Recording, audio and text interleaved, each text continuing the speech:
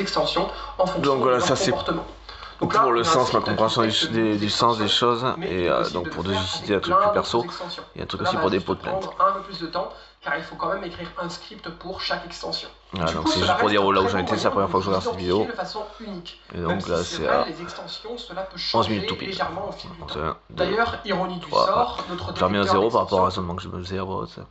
Oh merde, je relance du coup. Ah, mais c'est loin Si dans vous un truc. pensez être anonyme sur On va être un internet peu longue, grâce à au un moins 11 VPN, minutes. comme recommandé par quasiment tous les youtubeurs, j'ai Je une suis des très mauvaise VPN, nouvelle pour vous. notification. Vous payez votre abonnement pour rien. Il est possible et relativement simple Grosso modo, de pour vous pas me identifier fatiguer sans pour votre suivre adresse jusqu'aux email. 11 minutes. La Un peu méthode que avant. je vais décrire est même utilisée par plus de 30% des sites du top 500. Correctement, quand même. Voici Leçon une petite démonstration. par des VPN et de anonymat sur internet, même par le biais d'un Mais VPN. du coup, comment une telle méthode d'identification est-elle possible? Donc pour ceci, je vais Donc il me y a plein de rendre choses en sur fait le par site lesquelles ils peuvent fingerprint.com, identifier qui est un le site PC, un peu spécial. même si c'est pas l'adresse ni la localisation Donc là, exacte. on va attendre un petit Mais peu le que PC cela du se coup. charge. On Et à parle du partir de routeur, là, fournisseur ce site d'accès. va nous assigner un ID unique qui commence par XC50S, Mais après c'est etc. ça, c'est que là il parlait des trucs D'ailleurs, Canva. juste en bas, chose Je découvre intéressante, aussi au passage. ce site nous indique que c'est la 18e fois que j'utilise Firefox. Voilà, ce site est pour spécialisé visiter ce site. pour ça, Car avant, Identify j'ai fait Every quelques Visitor. petits tests et Ce ce truc n'est est pas la dédié à première ça. fois que je tourne la vidéo. C'est aussi à Autre préciser information par rapport à la vidéo en intéressante, elle-même. juste à droite, on a bien mon adresse IP. Il y a qui a qui cette commence adresse. par 79, 127, etc. C'est bien une adresse IP parisienne en France. Ça veut l'identifier. Donc jusqu'ici, rien de surprenant. À partir de maintenant, ce que je vais faire, c'est que je vais je sais plus quoi, le quitter navigateur, Firefox, comme Firefox ceci. ou autre. Et je vais C'est me autant de trucs qui connecter à peuvent une autre repérer quand adresse même. IP. Donc je vais en prendre une autre au hasard, de préférence on va dire dans un autre pays. Ça, c'est Par intéressant, exemple, je vais prendre la Finlande. Ici. Parfait. Donc là maintenant je suis connecté avec une IP finlandaise à Helsinki. Je vais donc maintenant revenir sur mon site internet. Et à partir de là, ce site internet m'a assigné exactement le même ID unique, voilà, qui commence ID par internet. C50S, etc. Et d'ailleurs, ce n'est plus la 18e fois que j'utilise Firefox pour Le visiter site qui est ce dédié site. à ça, C'est je maintenant le la reconnais. 19e fois. Très intéressant. À droite, vous pouvez voir que j'ai bien changé d'adresse IP. Je suis maintenant à Helsinki en Finlande.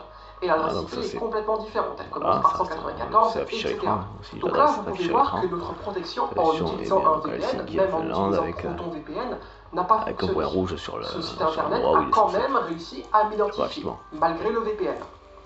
Alors là, vous Mais allez le me VPN dire, fait son oui, mais travail. c'est normal, tu utilises exactement le même navigateur et tu n'as même pas viré les cookies, Il y le a toutes cache, options pour etc. identifier, effectivement, qui est Eh logique. bien, c'est une très très Je bonne découvrais, remarque, hein, j'ai c'est fait le raisonnement exactement là. ce que l'on va faire. J'ai Je vais effectivement, aller parce que donc dans j'ai les eu le raisonnement paramètres tout à et aller l'heure. dans Privacy and Il y a 11 Security. minutes de ça, la première fois que je voyais cette vidéo, enfin 11 Et minutes. à partir de là, Ouais, du coup, je ça vais avance supprimer aussi, voilà. toutes les données de tous les sites internet en appuyant sur Clear La Data. réflexion que je le faisais, c'est qu'il le faisait en même temps qu'il avait le site Donc, Fingerprint je vais ouvert. tout Donc supprimer il avait toujours les cookies actifs dans le site qui le localisait précisément. et je vais fermer le navigateur.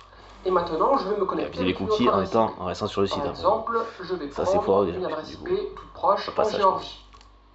Et je vais relancer mon Cool, le Firefox. truc est actif quoi. du coup. Puis je vais revenir sur notre site habituel fingerprint.com. Et à partir de là, on voit que notre ID est exactement le même. XC50S, etc. Pourtant, j'ai encore changé d'adresse IP et j'ai vidé le cache, les On a cookies compris, donc et c'était toutes pas les par données ça qu'il associées identifie à le tous les PC. sites internet sur ce navigateur. C'est bien le PC Ainsi, qui l'identifiait.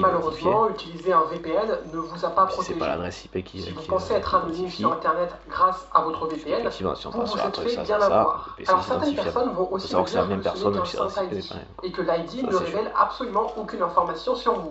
Et c'est vrai. Cependant, si vous vous connectez sur un compte depuis ce navigateur, Ça par peut- exemple en utilisant votre adresse email ou votre numéro de téléphone, alors il sera très possible de corréler cet ID Voilà. avec toutes les informations vous concernant.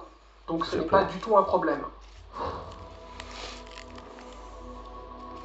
Après, un truc, ça Cette peut être méthode, intéressant, ou plutôt c'est de cet faire des ensemble de variantes. méthodes qu'on vient juste L'efficacité du d'utiliser PC s'appelle selon le l'empreinte VPN fingerprinting devra adapter En fait, le l'objectif fonctionnement du d'une PC, méthode c'est-à-dire carte graphique plus ou moins performante. est de vous identifier Parce que parmi tout ça, il 5 identifie le milliards PC. d'internautes. Par rapport à tout Et ça, une c'est là où telle on en méthode doit j'en vérifier étais après le trois truc Canva que points. je découvrais, Déjà, là elle où doit j'ai arrêté être la unique, vidéo, enfin où je c'est-à-dire continuais qu'elle pas n'est la pas vidéo censée et que j'ai vous commencé confondre ça. avec quelqu'un d'autre en assignant à quelqu'un d'autre le même ID qu'à vous. Celle-là, La deuxième propriété, c'est que cette technique doit tenir sur la durée. Si vous fermez le navigateur et que vous le relancez, l'ID doit être exactement le même. Il ne doit pas changer. Troisième propriété, l'ID doit être difficilement modifiable, car sinon il est facilement possible de contourner l'identification. Une des techniques d'identification que vous connaissez déjà, c'est l'identification par adresse IP. L'adresse IP est un moyen facile et fiable pour vous identifier, même s'il n'est pas 100% parfait. Et même si vous utilisez un VPN pour masquer votre adresse IP, le site en question peut facilement deviner que vous utilisez un VPN, car les adresses IP de VPN sont publiques. Et donc le site peut bloquer votre accès ou mettre plein de captcha. Mais l'identification par adresse IP n'est pas la seule technique qui vérifie ces propriétés. Vous savez que chaque ordinateur, chaque navigateur est unique. Il possède une configuration unique et des fonctionnalités uniques, adaptées à votre propre cas d'usage. Sauf qu'en JavaScript, il est possible d'accéder à une partie de ces choses uniques. Par exemple, en JavaScript, on peut facilement accéder à la langue physique, au fuseau horaire courant, au user agent qui contient généralement la version du système et du navigateur, ou même on peut dresser la liste de toutes les fonctionnalités disponibles sur ce navigateur. Les deux mêmes navigateurs seront configurés différemment, donc auront des fonctions qui vont différer. Et en mélangeant toutes ces informations, c'est important parce qu'il y a des gens malhonnêtes qui sont derrière le suivi de hash qui va vous permettre de vous identifier de façon unique. Alors oui, vous allez me dire que c'est du bricolage, que ce n'est pas fiable, que cela change souvent. Et c'est vrai, si c'était juste selon les sites ça, consultés, les VPN eux-mêmes fournissent des infos. Mais vous le savez comme moi, les hackers, c'est des gens quand même assez malins. Et ils ont trouvé plein d'autres méthodes beaucoup plus sophistiquées et beaucoup plus détournées. Après, par exemple, si je vais sur le site browserleaks.com, ce site nous liste différentes méthodes possibles pour pouvoir nous identifier de façon unique. En premier, on a l'adresse IP, ça vous connaissez déjà. Cependant, il en existe plus d'une douzaine d'autres. Mais par contre, du coup, là, on devrait jouer sur les cartes graphiques, possibilité de cartes graphiques. Je peux directement cliquer dessus. Et là, notre site sur le point de vue de l'adresse IP, le VPN il fait son boulot, son travail. C'est pas qu'il vous protège pas après. Ce qui l'intéresse, c'est que si j'installe une police d'écriture personnalisée sur Windows, elle s'affichera par défaut sur Firefox. Voilà, compte tenu des possibilités un peu exotiques, des polices cela peut être un très bon moyen de l'identifier. Et d'ailleurs, l'avantage, c'est que si je prends un après, s'ils arrivent à identifier le fournisseur d'accès, ici, on ils peuvent aussi très facilement localiser du coup. Fournisseur d'accès, capacité de la box, ce qui est très différent de 117. action du PC, police, tout ça, oui, ça peut être en 2.2 effectivement. Localisé à l'adresse exacte en 2.2. Donc là, cela va être encore plus facile de m'identifier. Le truc de VPN de base, c'est on a également le hash de toutes les fait varier les capacités de la carte graphique selon le site. Est-ce qu'il détecte comme identifiant du truc. Même si j'ajoute ou que je supprime certaines polices d'écriture. Car les polices d'écriture exotiques, elles seront toujours là. Mais il y a encore plus fort. On peut également utiliser d'autres choses, comme par exemple les canevas. Alors, pour ceux qui ne savent pas, les canevas, c'est une simple balise. Ce que je me disais avant que ça arrive, qu'à mon avis, même le matériel en lui-même est identifiable. Ou 3D qu'on programmera en JavaScript. Je pense pas que c'était aussi précis que 99,9%. Effectivement, il y a des configurations.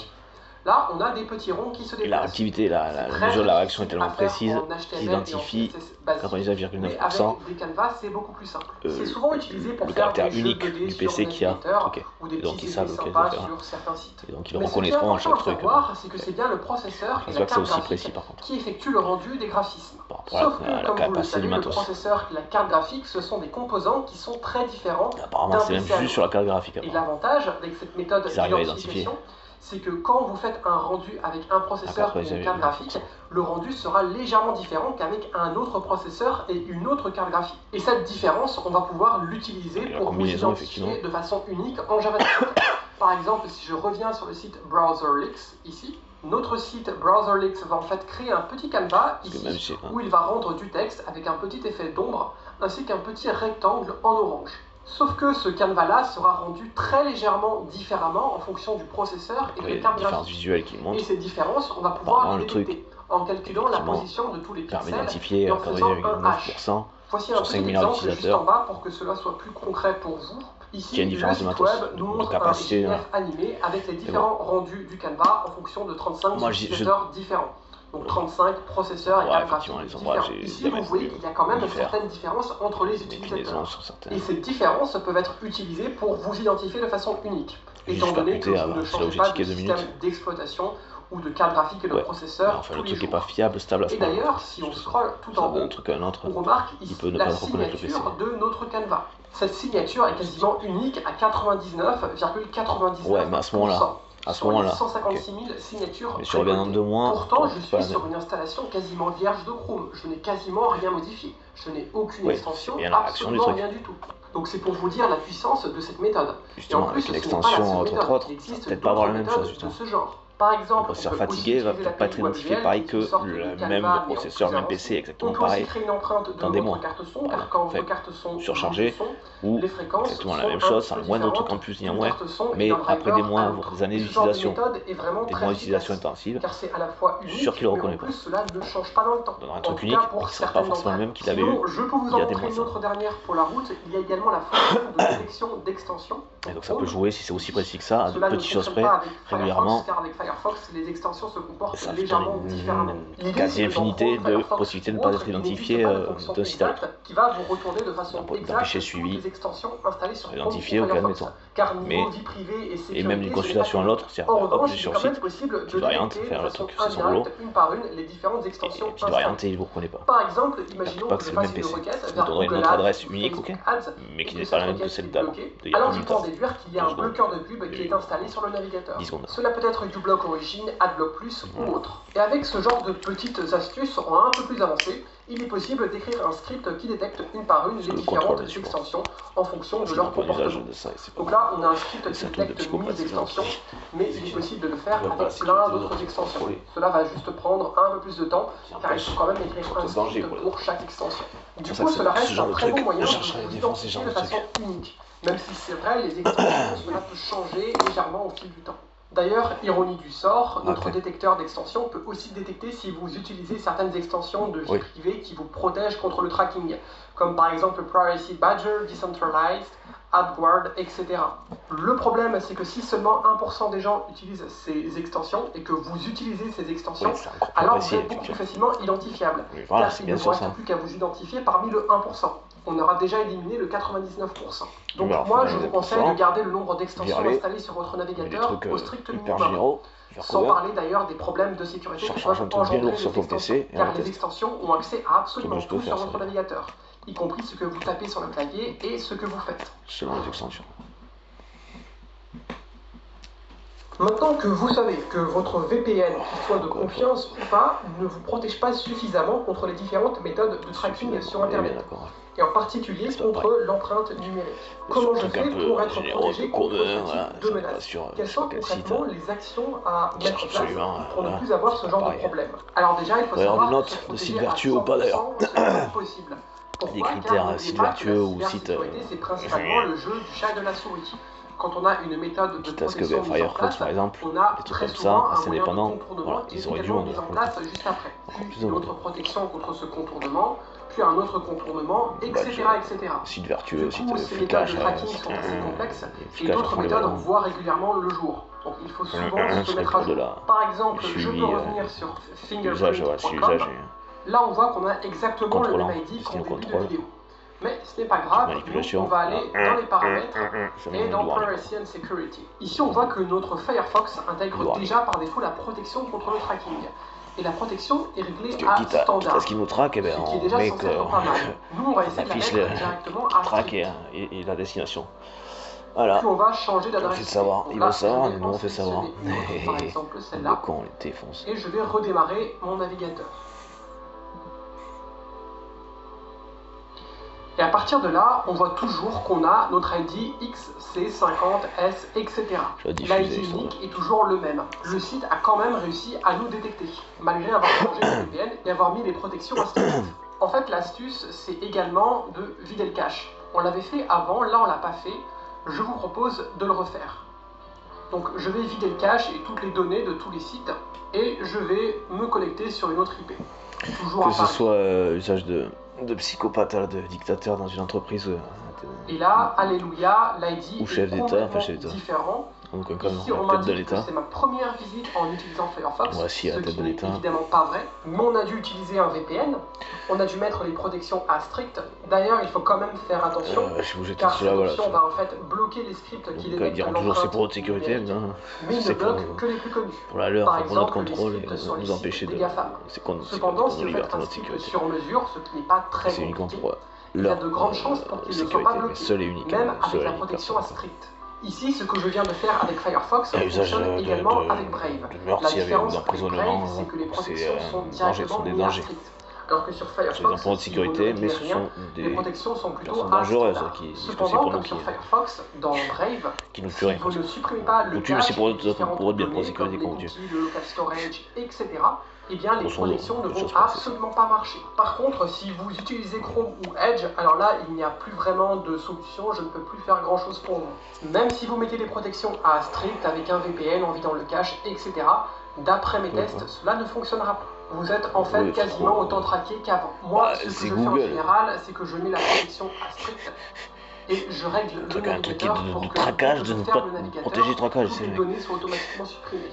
Donc pour le faire, vous allez comme avant dans sécurité et vie privée, il faut cocher la case. Peut-être genre remonter les sites qui traquent pour savoir ce qu'ils ont de, mais pas pour protéger. Ça, vous pouvez aussi le régler quelque part sur Brave, même si ce n'est pas l'option par défaut. Sinon, une autre alternative, c'est d'utiliser le Tor browser, qui utilise le réseau Tor. Les protections sont beaucoup plus sophistiquées. Même par défaut, vous avez absolument tout ce qu'il vous faut. La seule chose à ne pas faire, c'est de modifier la configuration du navigateur Tor ou encore pire d'installer des extensions, car cela va rendre votre navigateur beaucoup moins unique et donc beaucoup plus facilement identifiable grâce à des méthodes en JavaScript.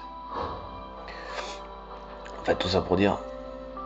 J'espère que vous avez aimé cette vidéo, j'espère aussi qu'après avoir regardé cette vidéo, vous allez utiliser soit Brave, soit Firefox. Il n'est pas possible depuis un fournisseur d'accès français si on est localisé en France. C'est-à-dire en mettant les protections peut-être qu'un simple VPN suffit, et en cochant l'option pour quitter les données automatiquement, même si c'est moins pratique car vous saurez déconnecter des sites automatiquement en fermant le navigateur. Si vous faites cela, les mecs d'un côté, même si vous ne serez pas protégé car à partir de là, cela devient beaucoup plus compliqué. On a tous les droits, mais vous non. Si vous avez des commentaires ou des compléments d'informations à la vidéo, n'hésitez pas à commenter, je mettrai le lien des sites utilisés dans la description également. Sinon, on se retrouve pour la prochaine vidéo. En attendant, si vous aimez la cybersécurité et que vous voulez aller beaucoup plus loin, vous pouvez toujours télécharger mon guide pour démarrer dans la cybersécurité. C'est gratuit et le lien est dans la description.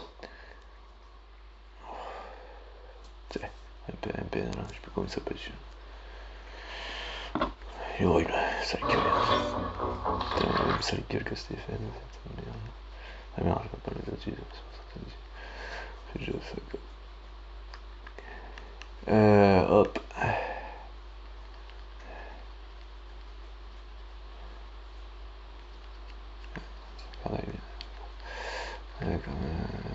Ah, c'est chaud ça. Allez, t'es.